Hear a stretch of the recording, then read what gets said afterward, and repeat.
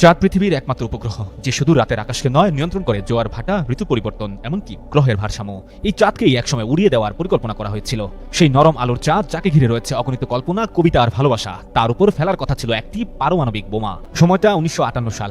বিশ্বজুড়ে তখন চলছে স্নায়ুযুদ্ধের উত্তেজনা। মহাশূন্য জয়ের প্রতিযোগিতা তখন তুঙ্গে। একটি দেশ আশঙ্কা করছিল মহাকাশ অভিযানে তারা পিছিয়ে পড়ছে রাশিয়ার কাছে। আর সেই হতাশা থেকেই জন্ম নেয় এক ভয়ঙ্কর কল্পনা।